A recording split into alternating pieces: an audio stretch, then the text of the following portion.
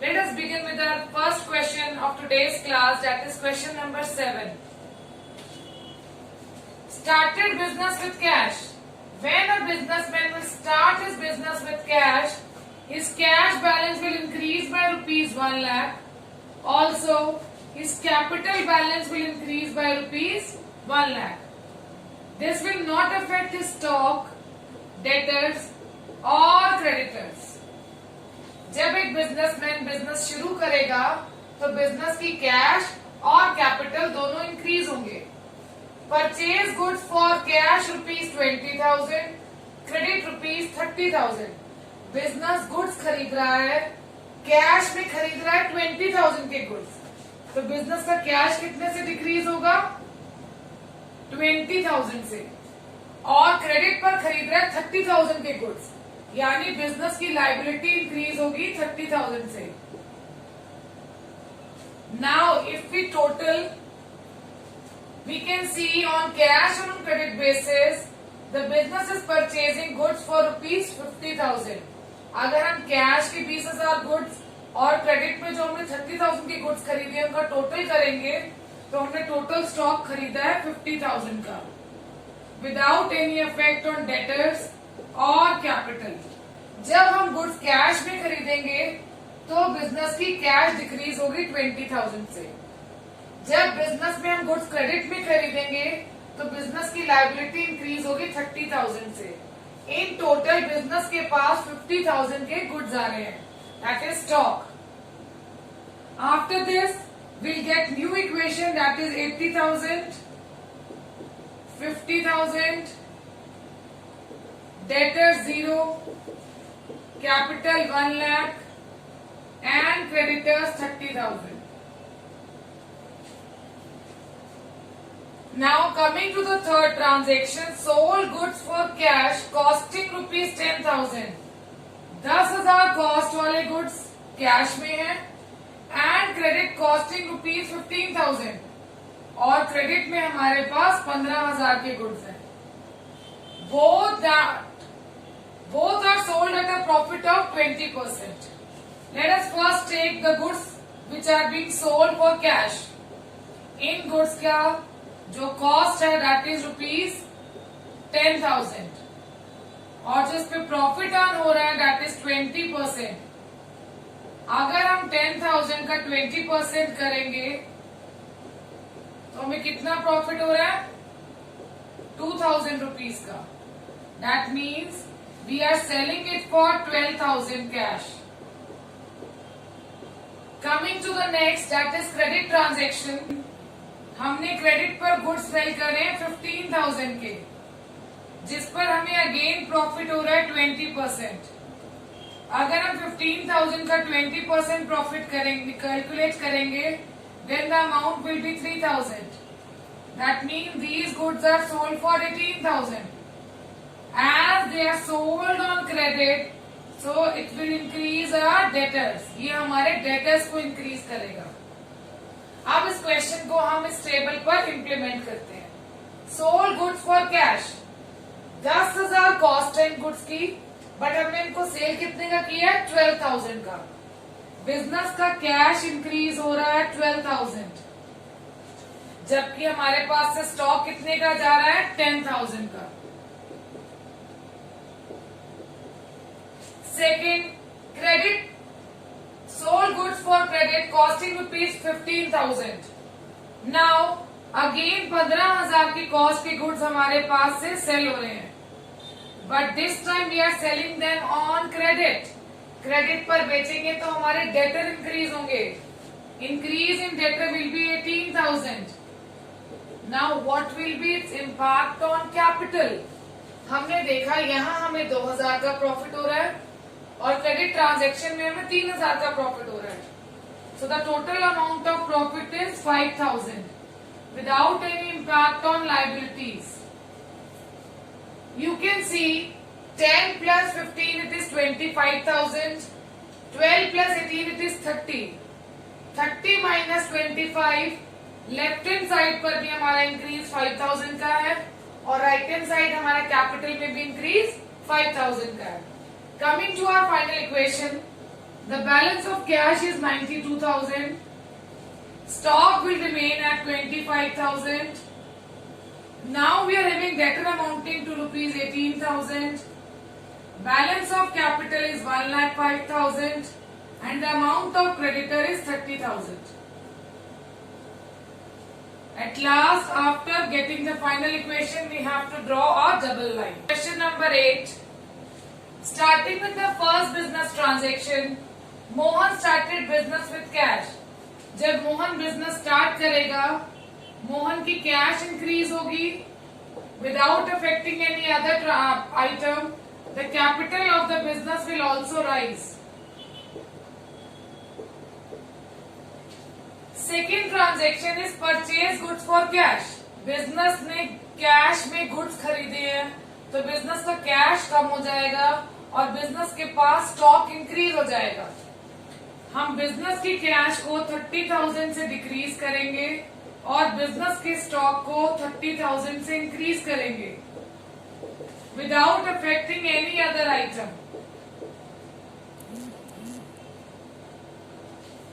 With these two business transactions and these two accounting equations, we'll get the new equation that is 20,000 for cash, 30,000 for stock, furniture is standing at rupees 0, capital rupees 50, creditor for goods and for furniture 0. Purchase goods on credit. अब business उधार goods खरीद रहा है. अगर आप उधार goods खरीदोगे तो आपकी लायबिलिटी बन जाएगी. लायबिलिटी किसके अगेंस्ट बनेगी? क्रेडिटर फॉर गुड्स के लिए. जब बिजनेस गुड्स खरीदेगा तो बिजनेस के पास स्टॉक इंक्रीज होगा. However, it will also increase the liability of the business without affecting capital, furniture or cash. Again we have to evaluate new equation wherein cash is 20,000, stock will be now 50,000, furniture 0, capital 50,000, creditor for good 20,000 and creditor for furniture 0. Sold goods costing 10,000 for 12,000. 10,000 cost है goods की but we have sold it for 12,000. तो business का cash increase हो रहा है 12,000 से पर business का स्टॉक डिक्रीज होगा 10,000 से.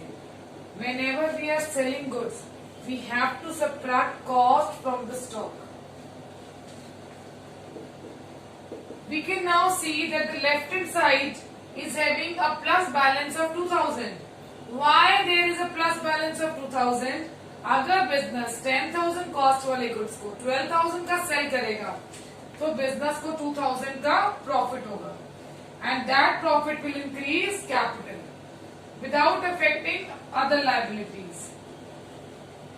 New equation will be cash 32, stock 40,000, furniture 0, capital 52, creditor for goods 20, creditor for furniture 0. Now the business is purchasing furniture for credit.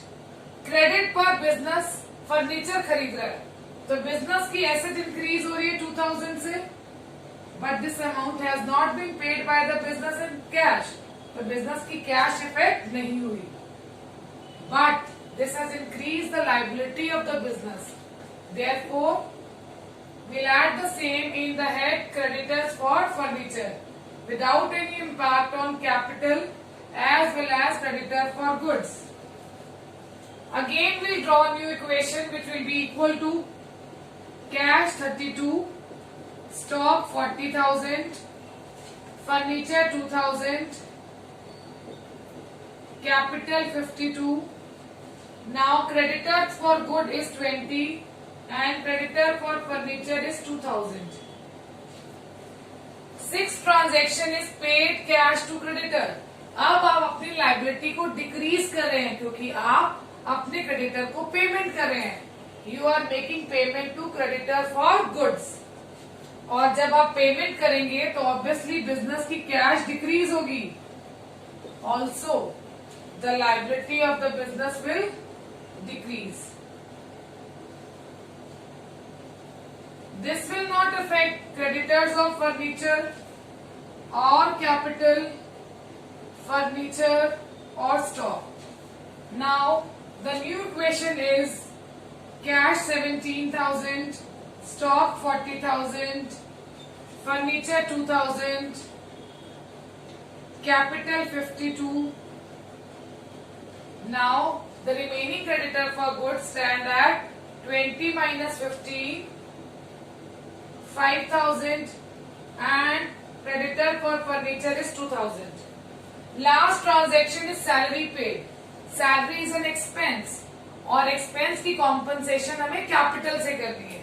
So this will decrease my capital. और अगर मैं payment कर रही हूँ अपने business में से, so it will decrease my cash without affecting any other head. So the final equation will be cash 16,000, stock 40,000, furniture 2,000, capital 51,000, creditors for goods 5,000 and creditors for furniture 2,000. Starting with our ninth question, let us read the question first. Started business with cash rupees 70,000. Business start हुआ, business की cash और business की capital increase होगी. This will not affect any other head. Second transaction credit purchase of goods. हमने उधार goods खरीदे, business का stock increase होगा और बिजनेस की लायबिलिटी इंक्रीज होगी. After calculating two accounting equation, now we have to evaluate new equation in which cash stands at rupees 70, stock 18,000, machinery 0, capital 70 and creditors 18,000. Next transaction is very important. Payment made to creditors in full settlement rupees 17,500. हम अपने creditors को 18,000 rupees देने वाले थे, but हमने उसे बोला full settlement में भाई हमारा अकाउंट क्लोज कर दो, पर हम आपको फुल एंड फाइनल सिर्फ 17,500 देंगे. यानी मेरे क्रेडिटर्स तो 18,000 से डिक्रीज हो रहे हैं, बट मेरी कैश कितने से डिक्रीज हो रही है? 17,500. अगर आपका क्रेडिटर वो 500 रुपीज जो बैलेंस है वो उसने आपको डिस्काउंट दिया है, आपने डिस्काउंट रिसीव किया है, and discount received is income, it is an earning for a business that will be added in capital of the business. ये बिजनेस की कैपिटल को इंक्रीज करेगा विदाउट अफेक्टिंग स्टॉक और machinery.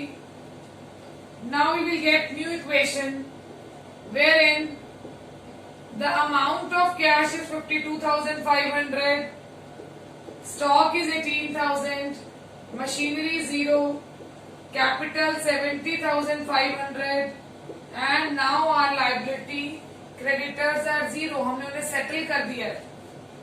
Purchase machinery for cash. Business ने machinery खरीदी, business की asset machinery increase हो जाएगी, बट साथ ही साथ बिजनेस की कैश डिक्रीज हो जाएगी और किसी हेड पर इसका इम्पैक्ट नहीं आएगा. So new equation will be cash 32,500, stock 18,000, machinery 20,000, capital 70,500, creditor 0. Last transaction is depreciation on machinery. What is depreciation? Fall in the value of asset due to a flux of time, normal wear and tear, accident and your obsolescence. जब आपकी asset की value decrease हो जाती है, और अगर asset की value decrease हो रही है तो वो बिजनेस के लिए लॉस है, और अगर ये बिजनेस का लॉस है तो ये बिजनेस की कैपिटल को डिक्रीज करेगा. Also it will decrease the amount of asset that is machinery without affecting any other head. So our final equation will be cash 32,500, our stock is 18,000,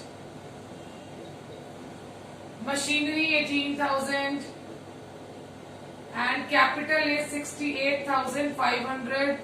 Liabilities are nil, that is 0.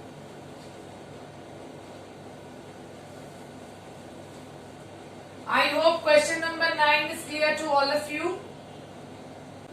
Coming to question number 10, commence business with cash. जब business शुरू होगा, commence होगा, business की cash increase होगी और business की capital will also rise without any effect on prepaid rent, stock, creditors और outstanding salary. Next is paid rent in advance. अभी आपने सर्विसेज अवेल नहीं की है, पर आपने पहले से ही उन सर्विसेज के लिए amount in the form of rent पे कर दिया है. आपने अपने एक्सपेंस की पेमेंट पहले कर दी, तो definitely it will decrease your cash. हमने अपनी कैश 500 से डिक्रीज की, पर क्या ये हमारा एक्सपेंस है? जब तक हमने सर्विसेज अवेल नहीं की, it is not our expense, इसलिए कैपिटल में से एडजस्ट नहीं होगा. जब तक हमें सर्विसेज नहीं मिल जाती, तब तक this prepaid rent is our asset, so it will be added under the head asset as prepaid rent without affecting stock, capital, creditors और outstanding salary. And now we will get new equation which is 59,500, prepaid rent 500, stock 0, capital 60,000, creditors and outstanding salary 0. Purchase goods for cash 30,000 and credit 20,000. पहले हम इतना transaction देखते हैं कि हमने goods खरीदे cash में 30,000 के, तो कैश कितना डिक्रीज हुआ 30,000 और हमारा स्टॉक कितना इंक्रीज हुआ 30,000. प्रीपेड रेंट पर उसका कोई इम्पैक्ट नहीं आएगा. नेक्स्ट हमने गुड्स खरीदे हैं क्रेडिट पर, तो गुड्स अगेन इंक्रीज हो रहे हैं 20,000 से, पर इस बार हमने इनकी पेमेंट कैश में नहीं की है, तो हमारा कैश पे इफेक्ट नहीं होगा. अगर हमने ये गुड्स उधार खरीदे हैं तो क्या इफेक्ट होगी हमारी लायबिलिटी, और लायबिलिटी में हमारे क्रेडिटर्स इंक्रीज हो जाएंगे 20,000 से without any effect on outstanding salary. So our new equation will be cash 29,500, prepaid rent 500, stock 50,000, capital 60,000, creditors 20,000 and outstanding salary 0. Next, sold goods for cash 30,000 costing 20. Cell कर रहे हैं, cost decrease होगी 20,000 और cash increase होगी 30,000. 20,000 की cost वाले goods को हमने 30 का बेचा, तो हमें 10,000 का प्रॉफिट होगा, जो हमारी कैपिटल को इंक्रीज करेगा without any effect on creditors and outstanding salary. जब हमने गुड्स सेल किए, हमारी कॉस्ट 20,000 से डिक्रीज हुई, हमारी कैश 30,000 से इंक्रीज हुई, हमें 10,000 का प्रॉफिट हुआ, जो हमारी कैपिटल को इंक्रीज करेगा. So new equation will be cash 59,500, prepaid rent 500, stock 30,000, capital 70,000, creditors 20 and outstanding salary still 0. Next is paid salary 500 and outstanding salary 100. Paid salary, अगर हम पहले हाफ ट्रांजैक्शन को देखें, हमने सैलरी पे की, सैलरी पे की तो हमारी कैश डिक्रीज होगी, सैलरी पे किए हमारा एक्सपेंस है तो हमारी कैपिटल भी डिक्रीज होगी. As discussed earlier also, expense हमारे कैपिटल में से सब्ट्रैक्ट होते हैं. आउटस्टैंडिंग सैलरी वो सैलरी है जिसकी हमने कैश में पेमेंट नहीं की, इसलिए कैश इफेक्ट नहीं होगा. We are still liable to make the payment, हमें पेमेंट करनी है कि नहीं है, यानी ये हमारा एक्सपेंस तो है, but it is also our liability, जिसकी पेमेंट अभी ड्यू है. Prepaid rent, stock and creditors will not be affected.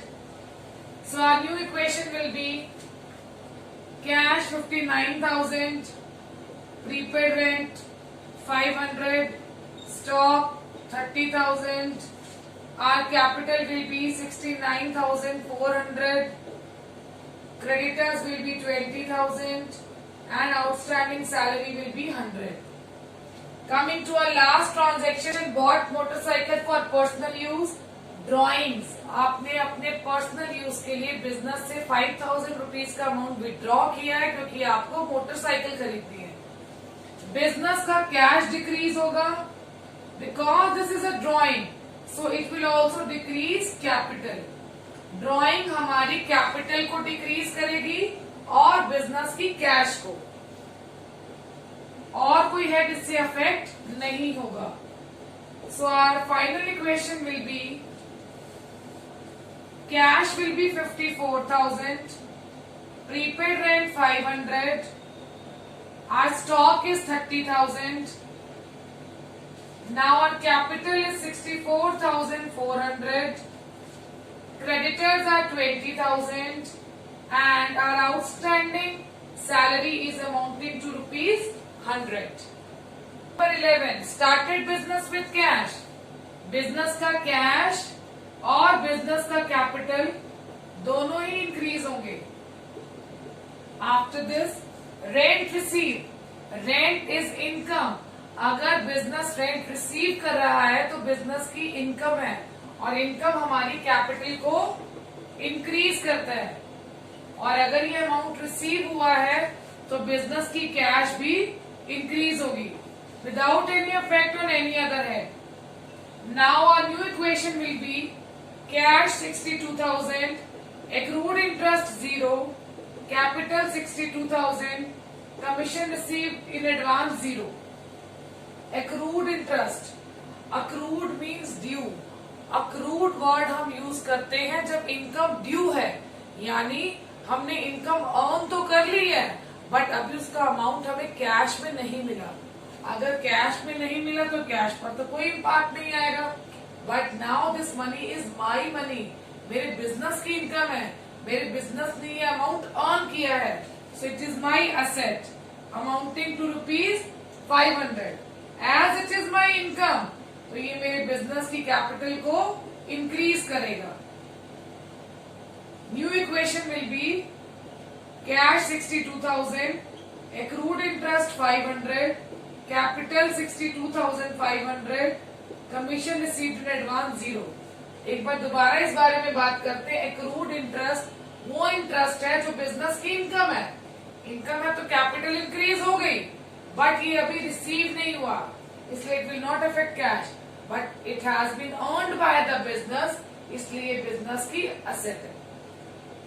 Commission received in advance, commission received in advance means आपने एक इनकम जिसके लिए आपने भी सर्विसेज प्रोवाइड नहीं की है, वो आपको अमाउंट पहले से मिल गया. तो क्या ये आपके बिजनेस की इनकम है? नहीं, क्योंकि अभी आपने सर्विसेज ही नहीं दी है. तो यानी ये अमाउंट आपने अर्न नहीं किया है, पर ये अमाउंट आपने रिसीव कर लिया है. अगर अर्न नहीं किया है तो आपकी कैपिटल तो अफेक्ट नहीं होगी, यानी ये आपकी इनकम नहीं है. बट ये अमाउंट आपने रिसीव कर लिया है, यानी आपकी कैश इंक्रीज होगी. और अगर आपने अमाउंट पहले रिसीव कर लिया सर्विसेज से, now you are liable to provide service, so it is your liability. अगर कोई बिजनेस एडवांस में इनकम रिसीव कर लेता है तो कैश तो इंक्रीज होगा, बट लायबिलिटी भी इंक्रीज होगी, बिकॉज अगर आपने अमाउंट रिसीव कर लिया, now as a business you are liable to give services, you are liable to render services. So cash is 63,000, accrued interest 500, capital 62,500, commission received in advance 1,000. The fifth and the last transaction is amount withdrawn. Amount withdrawn for personal use. Businessman ने business में से personal use के लिए cash withdraw किया, this will decrease cash of the business as it is drawing, so it will also decrease capital of the business. अगर amount withdraw किया है businessman ने बिजनेस से पर्सनल यूज के लिए, तो बिजनेस की कैश और बिजनेस की कैपिटल डिक्रीज होगी। So answer will be cash 58,000, accrued interest 500, balance of capital will be 57,500, and our commission received in advance is rupees 1,000. And the last question of today's video is question number 12. Let us start the question together. Started business with cash. Business start किया, business की cash increase हुई और business की capital increase हुई without any change in other heads. Next transaction is paid rent in advance ₹300। हमने advance में अपने खर्चे की पेमेंट की है, पेमेंट की है तो कैश तो कम होगी ही होगी, but it is not our expense. अभी ये हमारे एक्सपेंस नहीं है, इसलिए हमारी कैपिटल को अफेक्ट नहीं करेगा और कोई लायबिलिटी भी नहीं अफेक्ट होगी। प्रीपेड रेंट, आपका पैसा जिसकी सर्विसेज अभी आपने अवेल नहीं की है, वो किसी और के पास है, so it is your asset, so it will increase your asset under the head prepaid rent without any change in any other asset, that is stock. Cash का बैलेंस हो गया 9700, prepaid rent 300, stock 0, capital 10,000, creditor और outstanding salary 0। Third transaction, purchase goods for cash 5,000। अगर आपने goods cash में खरीदे हैं तो आपकी कैश 5,000 से डिक्रीज होगी और आपका स्टॉक 5,000 से इंक्रीज होगा।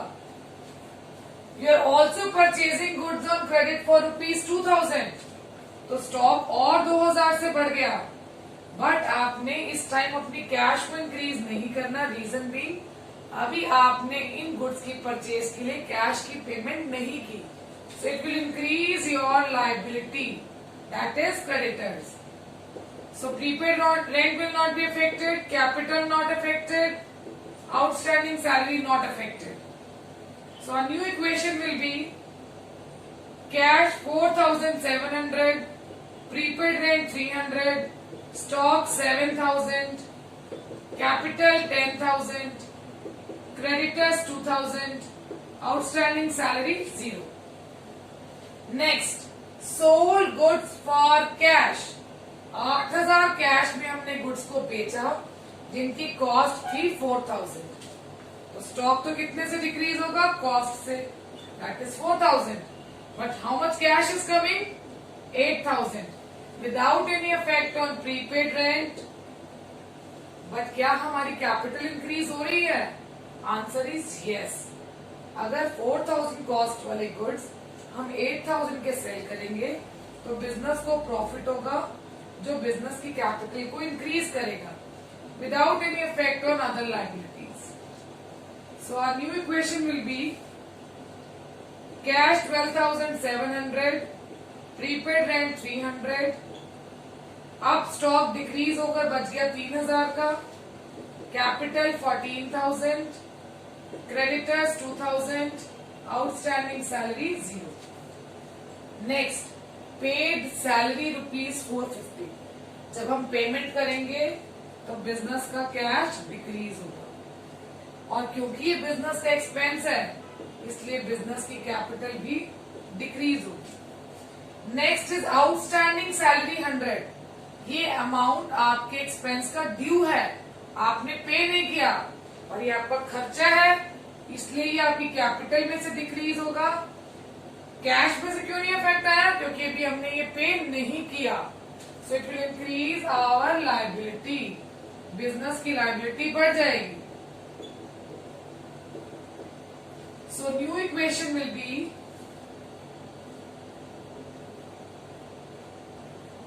it's 12,250 cash, 300 prepaid rent, 3,000 stock,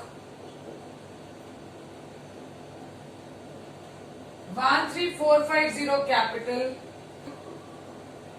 2000 creditor, outstanding salary 100. Last is 6th transaction, bought motorcycle for personal use. Personal use के लिए बिजनेस से पैसा विड्रॉ करेंगे, बिजनेस का कैश कम होगा और बिजनेस की कैपिटल कम होगी और कोई हेड इफेक्ट नहीं होगा.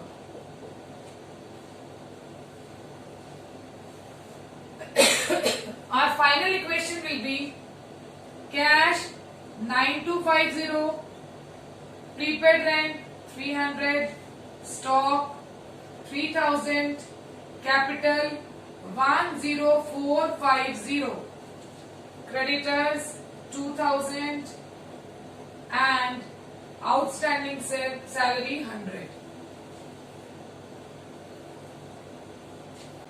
I hope all the questions starting from question number 7 to question number 12 are clear to all of you. Stay connected so that we can solve other left questions together. Thank you for watching this video.